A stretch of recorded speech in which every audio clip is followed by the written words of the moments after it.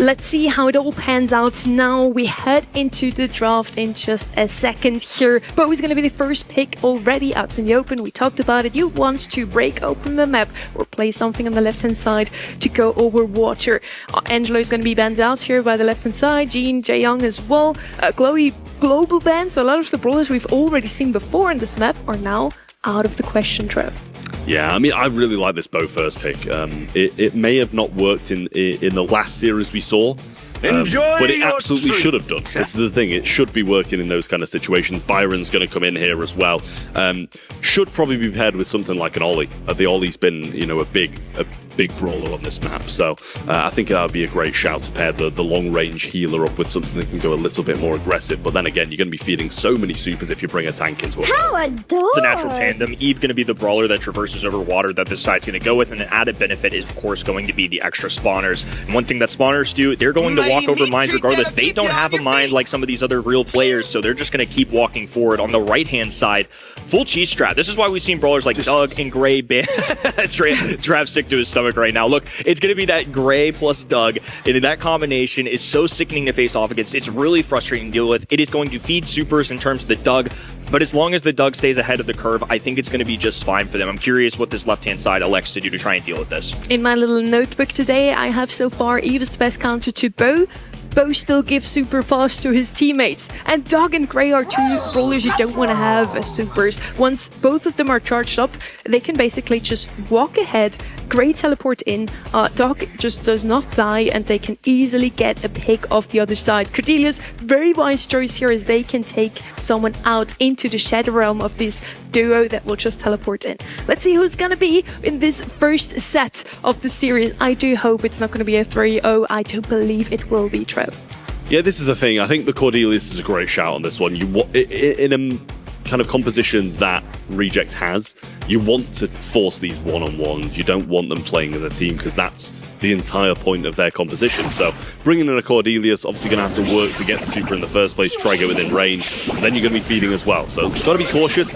Off the start, Reject probably want to get hit so Shu can get his super a little bit, but this is heavy pressure coming in from CR early. Moya has full access to this top-hand side as well, just due to the wall break, and now they're all in a corner relying on each other. Doug doing his best. Grand Piano going down just for a little extra coverage, but now Moya clear space just to walk this up. I mean, Reject haven't moved a muscle. It's just CR throwing down shots, looking for any frags that teleport through from Levi just to attempt to throw down some pressure. CR unfazed by this, though.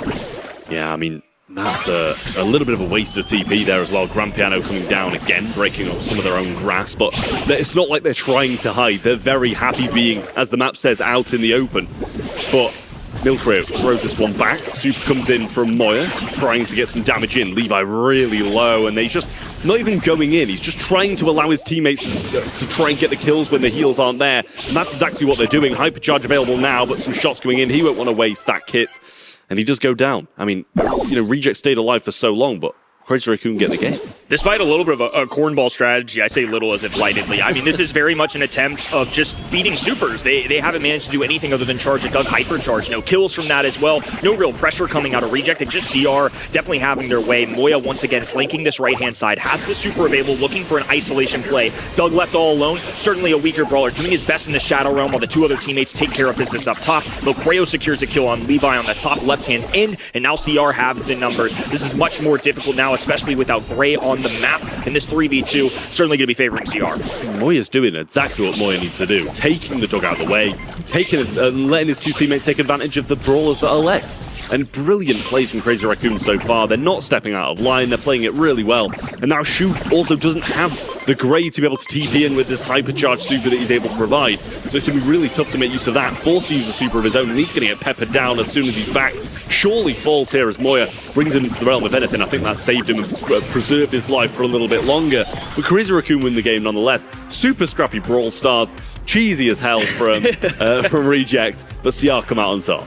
I mean, it wasn't even close, though. Like, if you're going to run this sort of strategy, there's been no real signs of it working so far. And I'm not sure what they change up here, because no matter which side they go down, especially if they open up this map early, you're either feeding access to the mid for Moya, who can charge that up. As long as he's pressing forward, you can see around him. He's got a realm where he can charge up his super, and then he can drag somebody like Doug down. That's where he has an advantage. In the meantime, Doug's just absorbing shots. Tensai charging super off the extra gadget going down. Milcreo, of course, can feed in the spawners. It just feels like there's too many things that can overwhelm Reject as it progresses. Yeah, I think the main thing is they need Levi to get a super and not waste it this time. I think he had one throughout the entirety of the last game, and he tried to kill Moya, and it just didn't work. He needs to be able to stay alive so he can provide those hypercharged supers to him, and he can just TP in and get kills off the back of that Doug damage. The spawner's coming in, but really not getting a lot. He has the super now, but still need to await this Shu hypercharge, and there it is. CR waiting patiently, now the dive in. There's the pesky trap that they were looking to set. They take advantage of the dimensional door that you mentioned, use a Shu super, and it's a guaranteed kill. But this Byron super getting some serious value as now Milcreo has a chance. Left-hand side looking for a flank. The bow mine will go down. It will provide them a little extra coverage as the totem marches them on forward. Levi going to absorb a few spawners, but Tensai left all alone. Doesn't want to waste this super or hypercharge, and is just going to move on to the next round. Finally, Reject starting to show some life, I think mainly due to that Gray super. Yeah, I mean, those are the things you've got to save and not waste, and he does have the hypercharge available now, so got to wait for the super, and does get it as well. Now, just awaiting this Doug hypercharge, and they'll be soaking up shots of their own, feeding supers to be able to get Doug this super and hypercharge as well. Grand Piano falling once more, and they should be able to bring this bow totem down, but he shouldn't be far away from another one again. Oh, and a hypercharge from Tensai, connecting with all three brawlers, with the heals from Doug, providing a lot. Low HP for a lot of these red roster members. Milcreo gets one, gets a double, and then Moya cleans up. So this is going to be tied up in our game number 2. CR just one round away. On the other side, Reject do have a Tive available with the teleport. They also have a Shu super, so they're certainly in this one. Absolutely.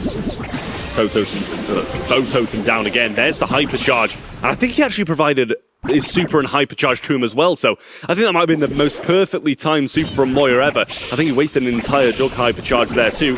Tensai going to be able to pinch Levi in here. He does go for the TP on top of him, gets the kill and should be healed up, but actually will go down. Moya needs to survive this now and does just. Hypercharge available and brings Doug into the realm. Very, very cautious now not to die in this situation. One shot now is Shoot, just narrowly surviving, and they'll just wait and play this out as a 2v2. That was a pivotal moment because now Moya has burned a hypercharge and a super just to stay alive. In the meantime, Shu still has an extra life available with the hot dog, but he's facing the green fog closing in. Melty, Shu trying to work their way up. Moya jumps away, and now these extra spawners will force them back a little as well. This can be a longer ranged affair. Moya gonna press up against this wall, try and do his best to make sure he cuts off Bow entirely. Damage being dealt to Melty, another super being charged up from Moya. If he makes contact, his good is gone for the other side. They know this. Shares the super as Shu will absorb all of these spawners. Shots coming in, a little extra poison draining down as well, and those bow mines won't be enough to get a stop. Great execution from CR to deal with the cheesy strategy. A second later, and those bow mines would have been lethal, but quickly cleaned up then by Crazy Raccoon. Listen, I tried to remain unbiased here. You know I do, but I'm so pleased that Reject got lost. Justice for Brolstar. Yeah. I mean, look, it just needs to see it. I just need to see that we can beat it. We can do this, community. We've even seen to the point where Doug's been banned. Ladder warriors out there are certainly screaming whenever they face that composition. These pro players are in the exact same boat.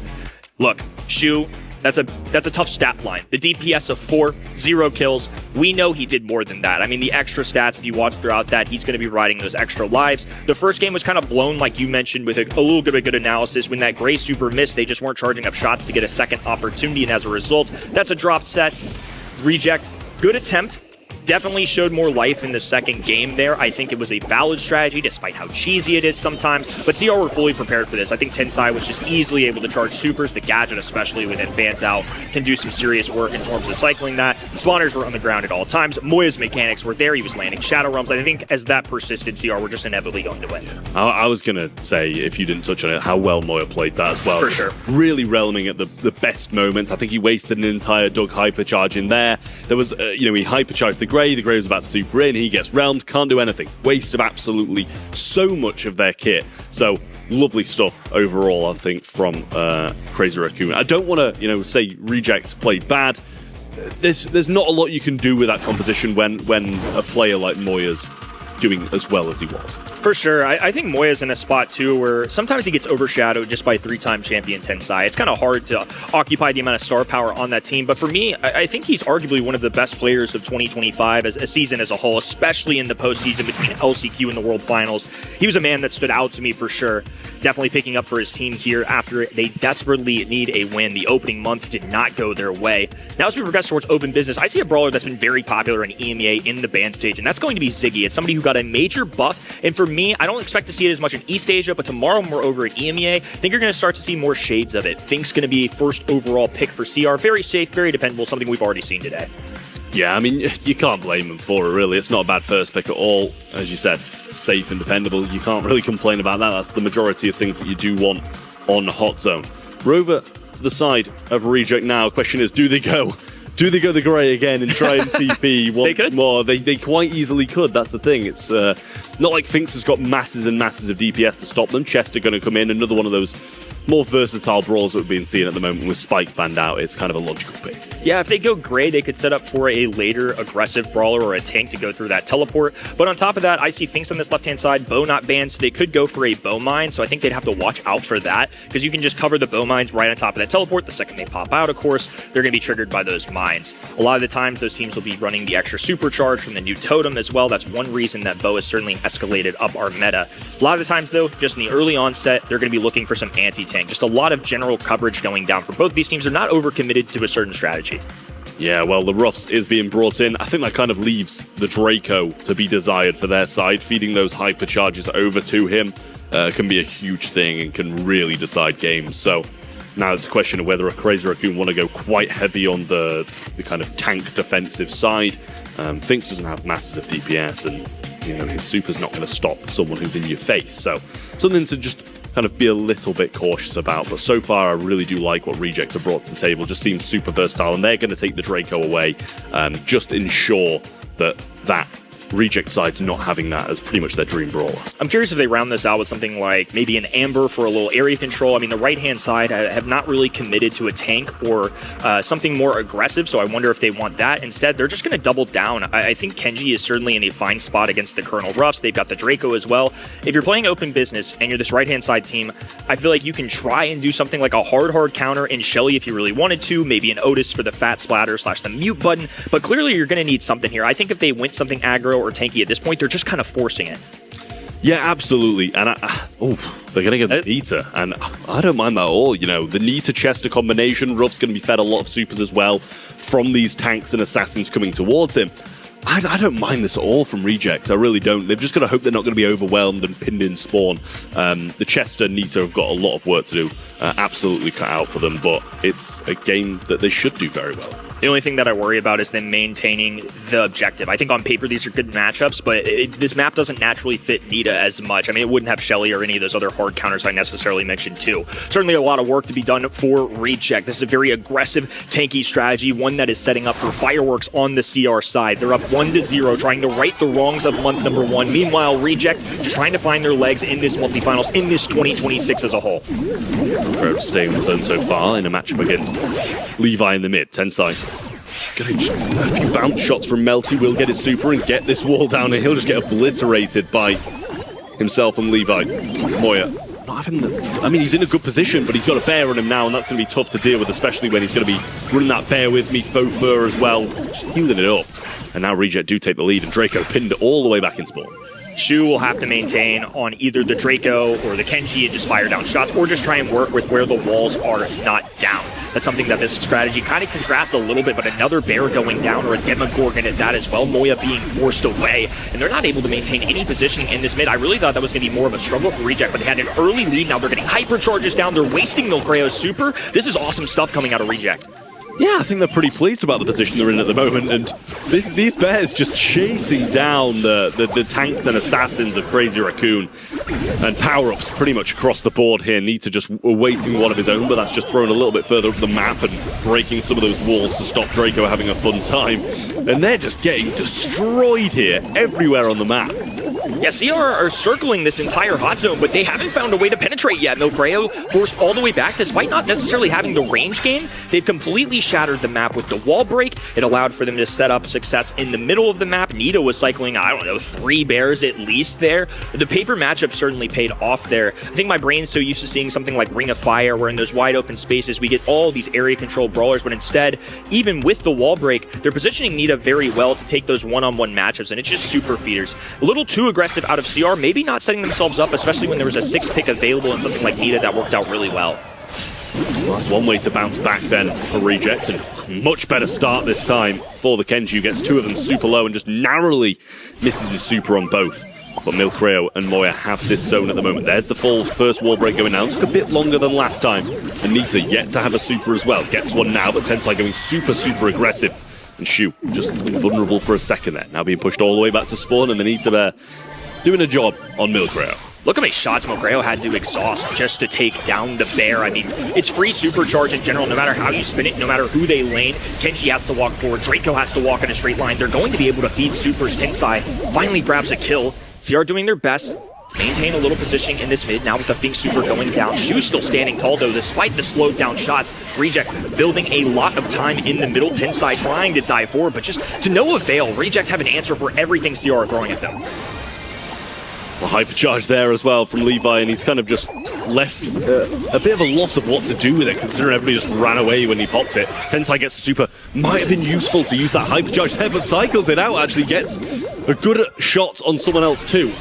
This bear just pushing Milcreo straight into the shots of Ruffs, and he can't do anything about it. I thought he'd just deal with the bear quickly. It was only 1 shot left, and then face off against Melty. But they're back in the mid, and Tensai has a hypercharge ready to go. Felt like things didn't quite commit to either. I think if they picked one, it would have been a better result of a shot going either way. Another bear going down as well. Something Shu has been able to cycle quite easily throughout this. Now percentage points piling up. Super going down on the left-hand in. Milcreo going to have to regroup with his teammates here for one final push. Otherwise, it's going to be Reject running away. The Hyper Nita bear coming in, that's doing a lot of work on them. Shield available on Nita now as well, and that's going to be the game in the set. As I said, great way for Reject to bounce back. I think that was really solid from them. You can't complain about that after a pretty disappointing first set where you were just pinned in spawn, unable to get kills. To come out and absolutely decimate your opposition time and time and time again like that has got to feel good for them. Just overcommitted, I think, to the tank and the aggro. The Nita was such a clear-cut anti-tank way to go at the end there. I didn't necessarily think they would pair Nita with the wall break in Colonel Ruffs, but it actually worked out really well. I just think Nita on paper had such easy matchups into both of these brawlers. I think if you're a Crazy Raccoon, you're kicking yourself a little bit. I think they made this too difficult on themselves. All 3 of the brawlers are great, but the strategy of the whole, it wasn't diverse enough into something where Reject would respond with a quality 6-pick. It's just a tough draft, it really is. You'd have thought they'd accounted for it a little bit more with what they went for across the board. You know, they already had the Chester, they go 2 really tanky, aggressive units. They're going to double down. It's inevitable. And Chester's, good enough to deal with these brawls on his own. So when you add another one, it's kind of a 2v2 of tank counters versus tanks, and then the mid versus mid, which was going Reject's way as well. So yeah, it's kind of a mirror of the stats we saw in the first 2-0-2. Really poor from Crazy Raccoon, but that's just all draft. Yeah, I think so too. I mean, Draco especially is a brawler that I think people have grown to know in CR's history, especially in the postseason runs through World Finals and even World Finals in 2024. It's a brawler they're no stranger to. It's worked really well on a lot of maps for them, but to see Moyagoku, a brawler that I just mentioned, so tenured, one that I thought of as one of the best of the entire season last year, especially in the postseason run, he's dropped 0 kills, 64 DPS with this brawler, certainly goes to show how much Reject dealt with it so easily. So I think in the future, this is just a reminder that sometimes too much of a good thing isn't a good thing. I mean, it's just so easy, it's telegraphed, and that's why the 6-pick is so valuable in this mode. Yeah, absolutely. I mean, when we're watching teams as teams and players as seasoned as these guys, yes, they occasionally make mistakes, but if they're going 0 kills, 64 DPS on a mode, it's the brawler they're playing rather than the mistakes that they're making. So, you've got to feel for them there. Well, I mean, I don't really, because it's their draft, but in terms of actual gameplay, getting bullied that hard, I feel for him. Willow first pick coming in then on Layer Cake 4, set number 3, 1-1 so far. the Ziggy, Juju, and Shade bans coming in then from Crazy Raccoon. I like them a lot.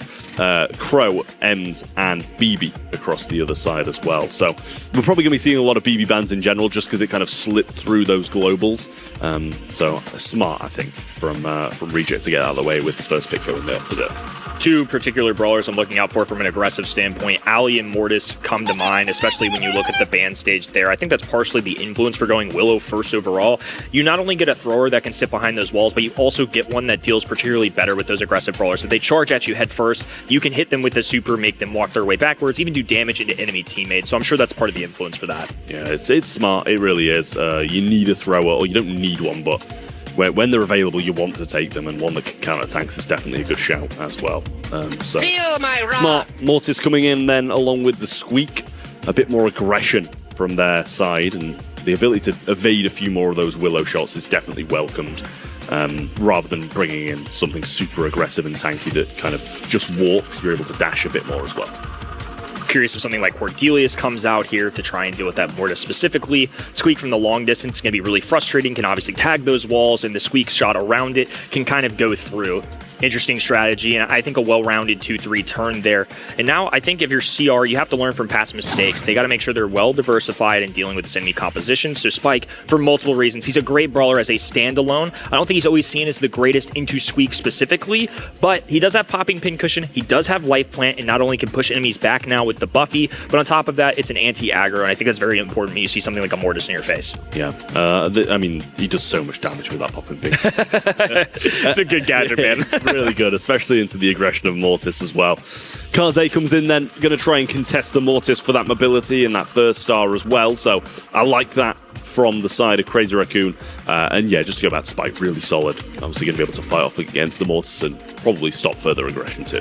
Curious if this ends up being a Larry for the right-hand side. You see Ziggy and Juju out of the way. That kind of alludes to the fact that on the left-hand end, they want to take a thrower here early, but a lot of times in scrims when I've seen teams draft Willow, they're oftentimes matching with Larry and Lori. It also helps deal with the aggression from Kaze. If not, it gives them kind of a flare of their own back wall. Rico coming in as a result.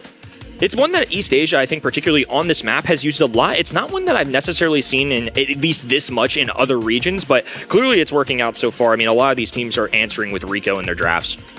Yeah, it's been around so much here, pretty much just on this map. So clearly, a brawler that this region likes so much, but as you said, we haven't really seen it anywhere else. So I'm not sure if it's kind of just like countering the East Asian meta that they tend to bring in, or if they've just got a lot more faith in this brawler than other regions have.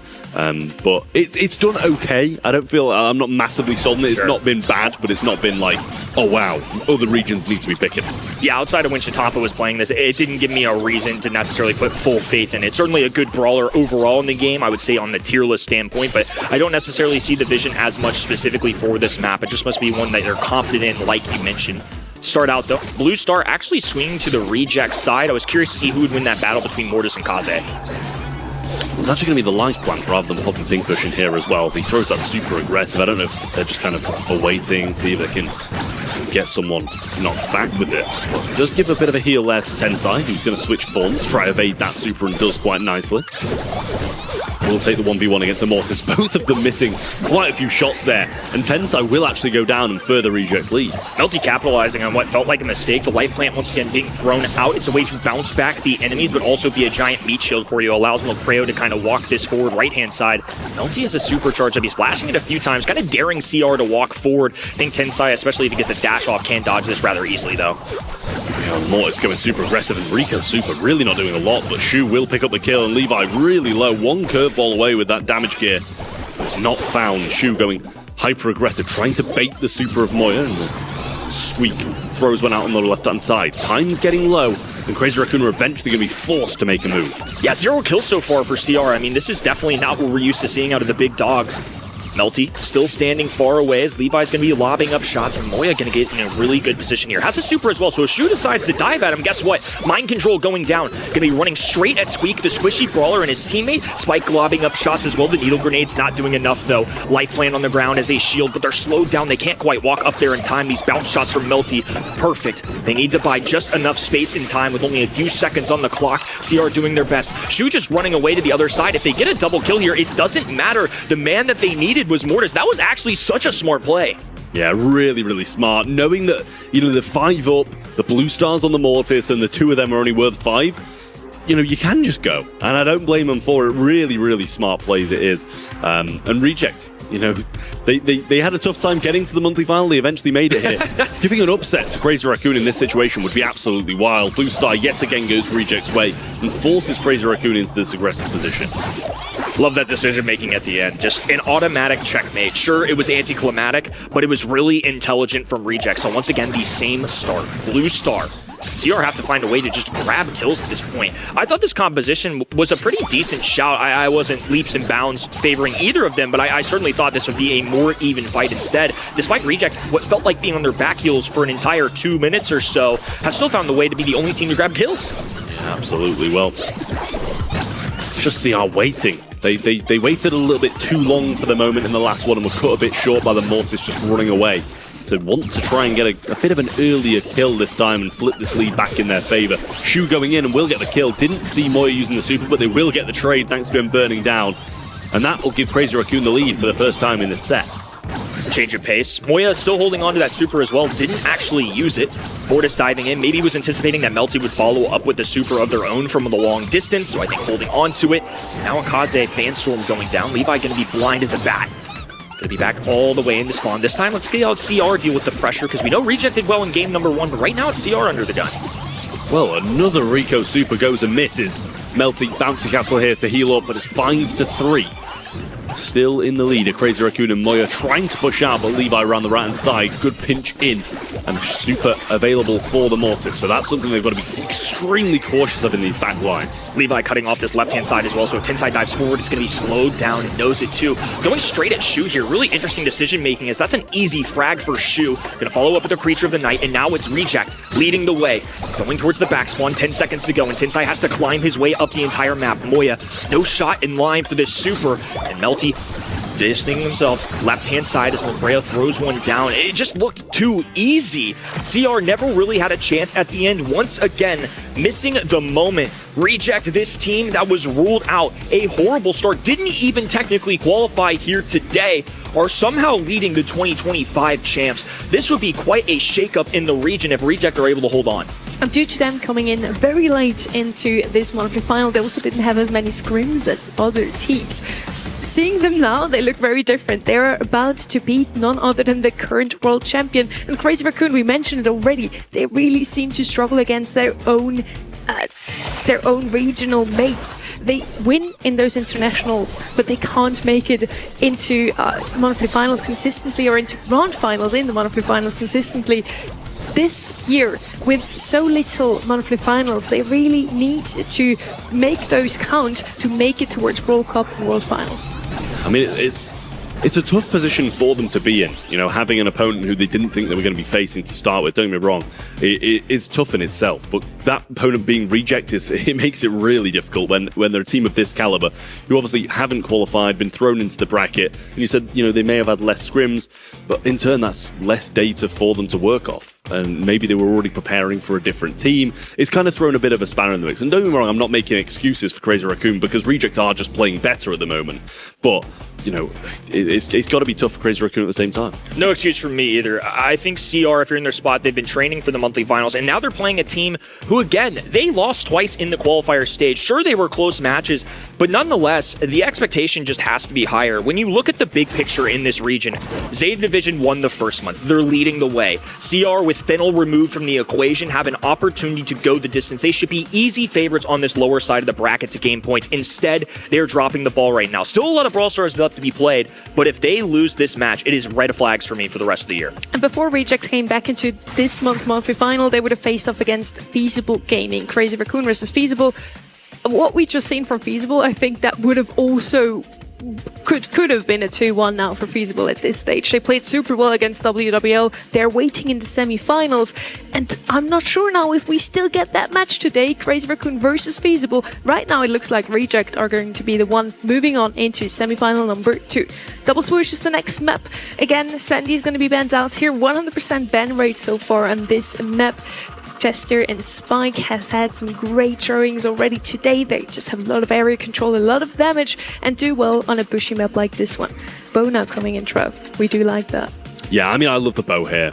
Really, really solid. And you touched on it already. Chester and Spiker. Two of the brawls we've seen pop up probably the most throughout today, to be honest, because they're just slipping through the ban phase. You know, they're not that good, but they're just that tier below where they're super versatile. They're going to be good against pretty much any brawl, or not good against. They're going to have they're going to be competent against any brawl they get put in a fight with. So I really like it, and especially on this map as well. Chester can do some big things coming out of the bush, dealing big damage, and the hypercharge is disgusting too. Keyword you mentioned was versatility. I think that's like brawlers, Spike, Chester, even if they're not necessarily the tippy top of the meta, maybe top 3 or 4 kinds of brawlers like they have been in past seasons. In a draft setting like this, when there's strategy involved, there's just so many different things that they can answer. And especially on a map like this, Spike has a nice favorable lane. He can work the long one. And then Chester also grants you visibility, something that Janet's really good at as well. Bo, of course, is going to do good with. Both of these teams, I think, different approaches, but similar ideas of what they're looking for. I was about to say, Mortis could come in clutch here once more. Reject already had brought him out in layer cake, and on double swoosh he has had some showings today already and has won those matches. So let's see if it's going to do well for Reject now as well. We have someone with area control, we have Janet that can always get out of harm's way, and we have Mortis on the right hand side. The only answer to that is... It's Shelly. I mean, I was looking at Trev. He was so down. It's because I'm just imagining Ark in the back, like just demanding that he just follows this Mortis around tile for tile. So for Ark's sake, I do hope that's the case, because he was complaining about it a lot in the previous one. And I do have to agree. You know, the Shelly going off and, you know, doing different things rather than just sticking on a Mortis who's giving heavy grief to the teammates is a bit of a misstep. So we've got to hope that he does do just that and really make a big impact on this game. Mortis so far, 100% win rate on double swoosh. Let's see if that's going to be tainted. Immediately going to get taken out, and this time it looks like Tensai. Shelly, actually, the gem carrier, does a lot better into that Mortis. This is really interesting. The musical lanes is kind of crazy here because Melty's actually playing the right-hand side, doubling up with Shu, and Tensai, as a result, is just getting free access to the middle. Moya can lob up some nice needle grenades, and I like that matchup in particular against Chester. Shu doing his best in the back lines, but when you have a big butt blast available, it's impossible to get through. Melty now in the skies, Tensai in trouble. Mobrella needs to be there to help assist the teammate. Shu dives in, has a super available, cycles the bats, excellently done, escapes with all those gems. That's what Mortis can bring to the table. Yeah, I actually think for the most part the Shelly gem carrier was super smart, but it's just forced into a matchup that he doesn't want to be in there with the Janet at range, and it's not often you'd see that fight being played out. It would usually be the Mortis just going after him time and time again, but that's 9 gems. Tensai started with so many over his head, it got flipped, and now they're slowly getting a bit of control back. 5 mines down on the floor there, and Melty does have the flight, so the ability to go in, try to get people low for the Mortis to go in and pick someone up, but great positioning for Crazy Raccoon. Tensai once again picking up these gems as well. I think they just want to make sure that the brawler that Mortis tackles is Shelly. I think ultimately Mortis is going to be the top fragger for the team. They're going to try and swing the gems that other way. So like you mentioned, I actually think this is really intelligent. It's not intuitive, but it just makes too much sense. It really does. It's super smart to do this, and a lot of mines on the map. The hypercharge one's on the right and the regular on the left here, blocking off this mid. Makes it a bit harder for Mortis to navigate. Melty super low now, going in with just the super. Chose to preserve that hypercharge a little bit longer. Now Mortis going in the backline. Super onto Milkro, gets the kill as well. And don't forget, they just need 1 gem to start this count. But Melty super low, and after Spike shoots a couple of walls there, just gives him a chance to live. Once again, a totem going down as well, going to make it easier to charge super. Ooh, tried to skate around it, but the bone mine plus a little shotgun shot from the distance was enough for CR to capitalize. Melty low HP, will fall. Moya standing tall as well, gets an elimination on this top left-hand side. And Mortis diving in. Doesn't matter if he tackles Spike, though. It's down to the bottom of the map where they need to be, and now they are protected and enshrouded by a bow totem in 5 mines. Beautiful bounce back from CR. Loved his choice of making Shelly the mid, because ultimately when push comes to shove, Mortis is on the map to cause a distraction. He is there to cause chaos. If he picks up gems and Shelly picks up gems, now the Mortis is forced to dive at the Shelly. Even if it's a close even gem count, they have to go into a shotgun, and that's something that Mortis does not want to do. That's ultimately why this pick comes on the map. Yeah, it was also, like, obviously the Mortis is half the reason they bring the gems back in the first place, but it's just super unfortunate he's the one with the 6 gems and can't kind of free roam and try and get some kills. Even go in on the Shelly at certain points if the matchup warrants it. So a little bit unfortunate for him, but it is the Shelly carrying the gems again, so he's going to be at some point forced to try and take that unfortunate matchup to swing the game, because at the moment it's Crazy Raccoon in a bit of a driving seat here in general. Shu going to be preying on Milk Rio. using that extra gadget as well. The combo spinner can do nasty work. Did receive a nerf since the last month that we saw Mortis, but he's still a menacing brawler in the meta. Once again, diving forward, Tensai there to protect the teammates. All those gyms resting with him. Milkrio's trying to find his footing. I feel like he's doing a good job of getting these totems down, which is half of Bo's kind of purpose, but right now, in terms of the lane victories, I don't feel like he's contributing. Levi, I imagine, didn't have a stun there, as it had been quite a good time to throw it out. Same with the bomb. So must be stuck with a bit of an unfortunate super at the moment. And another Bo totem placed down. Now coming around the side, gets to slow off, and Tensai, one shot not quite brought down, and Janet should be killed there as well, which means the count will start for Crazy Raccoon. Just 15 seconds between them in a set 5. They're slowly walking this down as well. The tempo is good, and now Levi's going to have to dodge these lines, and Milkreo with a hypercharge as well. Moya popping a purple button as well. A dive in from Shu has the combo spinner available. Shut down by Tensai once again.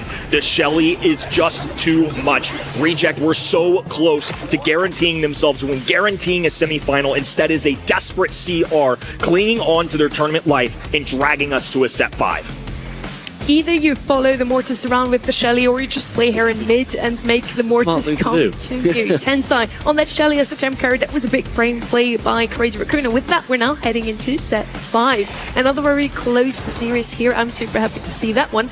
Bo now also finally gets a redemption. He had a 0% win rate so far, despite being the 3rd most picked brawler of the day. I mean, he did a great job too. So many mines everywhere, defending his gem carrier well. Not that he needed it, Tensai, to be fair. He was doing a pretty good job of defending himself. But yeah, I mean, I think this is the difference between, you know, the teams who are, you know, playing Shelly and getting beaten on this map, and Crazy Raccoon is just the ability to pivot, have these different ideas, play him in the mid. I think it's just super, super smart. Really creative choice, I think, and just something that we don't often see. I think when you see a shotgun brawler, you're oftentimes assuming that it's going to be the aggressive choice. You see Bo, you assume is going to be the mid. It kind of works out as a pretty good hybrid. I think there are lots of brawlers like Pam come to mind on that map in particular, where you can get those flex picks. Love seeing CR's draft prowess shine through a little bit. We're now heading over to Brawl Ball. A fan favorite pinhole punt is the map. This is going to be the last time we get to see this map in the semis. We have different ones for you. And pinhole punt, again, all about mid control. We're probably going to see some more Spike and Chester here. Maybe Mortis going to come in once more. Those two teams so far have shown us these brawlers pretty much every single round. And I feel like, yeah, those are the best ones to pick. Otis is also one we've seen quite often on here. Yeah, Otis has dropped in a lot here, I think, as well, and it's, you know, it's the same. I think it's in the same category as the, you know, the Spike and the Chester. It's just a brawler that's good against the majority of things, has decent matchups into most, and can also kind of thwart the aggression that this region tends to bring in quite heavily in the majority of their drafts. This meta is already favoring that anyways, though I think anti-aggro, especially as a first overall pick, is almost essential, just in the sense that you have to protect yourself, at least give yourself a leg up in case the other team elects to do that. Pinhole punt, plenty of opportunity for that aggression. Several brawlers come to mind. Some of them are even globally banned, so you won't see things like Bull, but there's a lot of really good choices in this meta. It's the balance of these anti-tanks and these aggressive takey brawlers, and I'm curious which way these teams will elect to go. If we're thinking Crazy Raccoon, we're thinking Tensai, we're thinking Max. Definitely also one of those brawlers that I would pick here if I had him on my team. And it's actually going to be left open. BB banned out, Bull left open. Mo and Ali banned out on the right-hand side. A lot of aggressive picks gone for the side of Crazy Raccoon. They themselves ban out the opposite, some tank counters. So they definitely wanted to go in with those aggressive brawlers. But it seems like Reject knew that exactly, Kenny. Chester going to be the pick that Reject goes with. There's that anti-tank / aggression that you're looking out for. It's a safe first pick. And also the way that this map kind of shapes, you've got a lot of grass in a very concentrated area in the middle. It could do a great scouting report with that. Not much to dislike about this pick. Yeah, I think it's really solid. The hypercharges are so destructive on this map, and breaking it up, shaping it, and just being able to get so many people overtime as well, really solid. So it's just an all-round great shout. Charlie going to come in. Another brawler we've been seeing a lot of, and Otis. Just these kind of controlling mid-range brawlers are all the range here in East Asia. All the talk about those tank counters, area control brawlers. Charlie is also going to make sure that Reject should not be able to pick up the Mortis again, but they might still dare it anyway. Is going to do pretty well to score goals, which is the objective of this exact mode.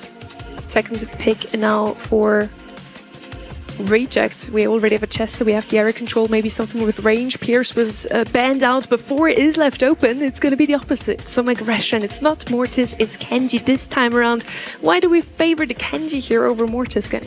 I think it's the 1v1 matchup, honestly. I think just getting benefited healing, and also Kenji shows up a lot, especially when Mina is available. I think this will steer teams off of a brawler like that, so I think this kind of removes two of those more aggressive brawlers from the equation. At least in other regions, I see teams kind of favor this over those other two in a head-to-head matchup. I just think naturally on paper it makes a little bit more sense. And as far as assassins go, he is a little bit on the beefier side, I would say, especially having self-replenishing attacks.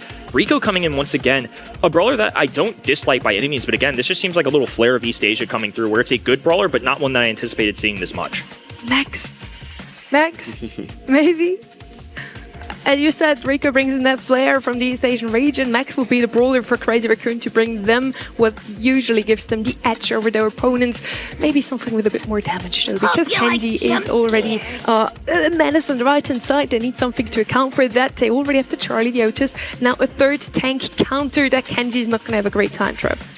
Yeah, they do have a decent amount of DPS to be able to deal with this Nita Bear, to be fair, in the Rico and the Chester. So, like, obviously it's not going to be nice for the Kenji to deal with that, but as long as his teammates are kind of there and very aware as to what he's trying to, you know, kind of just retreat into the arms of his teammates and get that bear down, then I think it can be okay. Nita going to get outranged by a couple of those other guys as well, so he's just going to be trying to enforce that Kenji matchup over and over. Both of these teams need a win.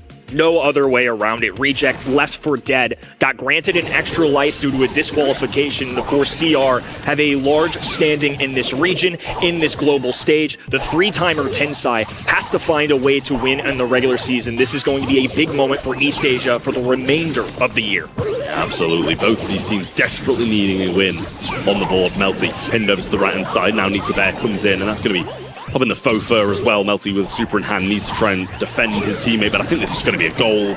You get the kill, and the walk is there for Crazy Raccoon. And as much as I said they've got the DPS to do it, it was a little bit too low to have a say in that fight. Quality goal out of CR early, as now they're going to dash forward and immediately shut down the Charlie Cocoon, and now a mute button going on to Levi. I mean, they're letting him breathe. It's just suffocating. Now Shu left all alone. Milcrio is low HP, has to back down, but thankfully for him, 10,000 HP from the Bruce Bear will punch one in the back of the net. CR with a speed run in game number 1 and on their first match point. Well, I guess that works. Just kind of run it down, Cocoon, Mew, Nita Bear, everything, throw everything at your opponents. Really solid that is from Crazy Raccoon. I really like what they're trying to do here. And Levi, you know, he had his moments off the start. He kind of almost went for the goal, if anything. But as soon as Tensai made that rotation, got the bears, it became so difficult for Reject to do anything there. Tough set to play this Kenji. I mean, just too many answers for him as now Tensai deliberates what to do with the ball. Just going to position it right behind this little indestructible. Rico looking for bounce shots on this left-hand side. But a lot of patience being demonstrated by CR. They don't have to move yet. They're going to force Reject to pick this up, kind of dish it over to the left-hand side. But more importantly, the aggressive brawler in Kenji, he's been rendered useless. He's not even making contact with CR right now. Yeah, super tough to do anything for Levi here. They're going to try and get Melty onto this Nita, and a fat splatter over to the left-hand side stops him, at least from pinching around that a bit closer. Shu getting beaten on the right by Milcrio, now forced back, and there's a Cocoon.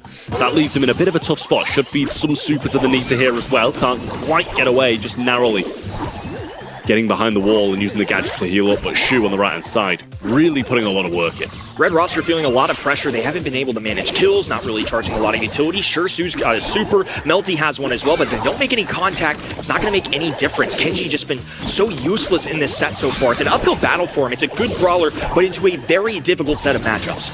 I mean, they're doing a good job of not feeding Tensai at the moment, because that was the big difference maker in the first. As soon as he got those bears down, that's how they scored the goals. Now has one, and Moya has a mute of his own, a hypercharged super for Milcrio on the right-hand side as well, so this is going to be really hard to defend for Reject. Still zeros for both sides, no goals being scored yet. Levi just trying to swoop in and get any kind of kill he can. Melty has to burn a super just for Bruce the Bear, and that is a tough thing to swallow, as now Milcrio can just waltz one through the net. Easy money for them. CR unfazed in this set, and Reject still left to try and respond. Just one away now. 1 goal stands between them and the semi-finals. A good push coming in though from Reject. I'm not sure if he meant to go for the shot there, if he saw an opening or he thought his kind of super was just going to go. He didn't know the ball was there. Moya super low on the left-hand side, and a good push from Levi. This is the moment they need to go in. Waste of a bear there as well. Cocoon will be tanked by Levi, and Shu will walk that in behind him, equaling the score. 20 seconds to go. I don't think, Kenji's going to have the best time in overtime, though, really. Not going to have the best time, but diving in now, knows this. Gets muted anyways, though. Moya with a perfect tag in a 2v2 situation. Shu drops the purple button. This map hasn't quite opened up yet, though. Relying on those extra stats. Tensai left all alone. Melty hovering over that purple button. He knows that he has an opportunity to use it from the long distance. CR on the back heels. Kenji has to find a way to climb forward, and now they're going to hit the go button. Reject needs to take advantage. Milkrio matching with one of his own. Levi hovering over this ball. They still can't grab it yet. This is excellent defense out of CR, who are now pushing themselves up the map. Yeah, Chester can be really disappointed. He wasted that hypercharge prior to the overtime. It can be of big use now. And they're getting pushed back. Otis has a super of his own. Levi trying to make the move up the left-hand side. He's going to be Cocoon, though, and this can be passed all the way to the right-hand side where the mute is waiting. Super available, and Levi eventually getting out of the Cocoon. The Spiderlings here as well, pushing up this right-hand side. Levi, pinned back now with a need to bear on him as well. This is going to be so tough to defend, but Rico gets the kill. Cocoon available once more, and a good defense. This might go the other way with 15 seconds left. Playing for overtime, but now Levi going to be dishing this ball forward. No supers available. That means they can't take a super shot. They're just going to have to do it the old-fashioned way and walk it on forward. Melty needs to take advantage. Few seconds dwindling down. Super shot available just off the marker. Will not quite make contact with the back of the net, and as a result, it'll once again be a match point for CR. What a battle in that game number 2. Yeah, I mean, I'm not sure if there was a real chance of that going in, even if it was towards the goal. I think it was very covered. All 3 members of Crazy Raccoon waiting on the line to stop it, and I just don't think there's much chance to score on that, but you've got to go for it, absolutely. Just a little bit wide, needed to be pitch perfect in the corner. Milkrio very low off the start. That's a good kill there for Levi as well. Got a little swing on Tensai, resetting his healing, and once more it'll do the same. Soup comes in over the top. Tensai falls. Moya, the only one remaining. And if Milkrio defends this, then something magical has happened, because Reject will be able to force it in. What a complete change of pace. They fed Nita a lot of charges towards that super, but this time they get a kill out of the interaction. It leads to Reject with an easy goal. This is where Kenji can sign. Now cross court, trying to get a snipe on that right side of the map. Dives in the air, but immediately muted out. Ball in Moya's hands.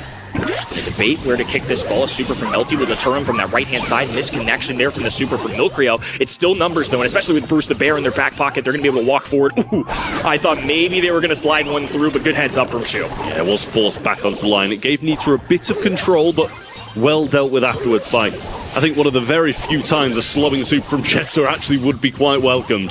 Melty has a hypercharge on the right-hand side now, just waiting out. He's in a 3v1. He's going to get pinched in, but trying to survive and just can't. Excellent kill. They needed that one. CR now have the numbers. They've got Moya with a hypercharged mute button at the disposal. Levi's doing his best, but it's impossible. Can't win that matchup. Now in the 2v2, Melty doing their best to deter the other end. The Spiderling certainly helping out. Healing going down for Melty as well from the gadget. They bought just enough time for Kenji to get back into the mix. Sure, Melty doesn't make any contact, but the good news is they bought the clock. That's important. It allowed Levi to march forward, grab that ball, dish it to that top left-hand side for extra defensive measure. Yeah, you've got to feel that if Rejects are going to win this one, it's going to be a total respawn cycle for the rest of the game. A bounce castle into the goal, keeping him healthy, but all 3 members of CR pushing in. It's pretty much just Melty considering how low Chester is, and Tensai will find the goal, and yet again, 1 away from winning this match. See how the start goes down. Milkrio has a hypercharge. Oh no, it's a miss, a complete whiff. No charge there for Tensai. So they burn the purple button and the super, but thankfully for them, Moya has another one. He's going to lead the charge on this top left-hand side. They're going to play this patient once again. With 20 seconds on the clock, the walls could certainly come down. Very dangerous now, once more for Reject. They should be on the back foot when that overtime hits, and Chester can't be too far from a hyper charge. I'm not sure if we've seen him with one this game, but he's had a few supers. Melty, a hyper charge on the right-hand side. He's probably going to use that extra speed as soon as he gets the super.